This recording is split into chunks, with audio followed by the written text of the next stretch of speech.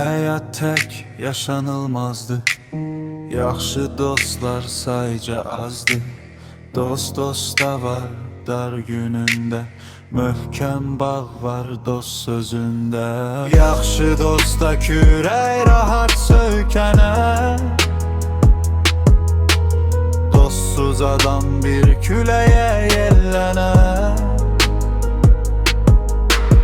Dövrən döner zaman keçer gün gelir, dostum qalar yadlar seni terk eder. Dost qorxu düşmən gözündə, her əyrində, her düzündə acı söyler dost çekinmez. Dost olmasa dert çekilmez. Yaxşı dosta kürək rahat söykənər,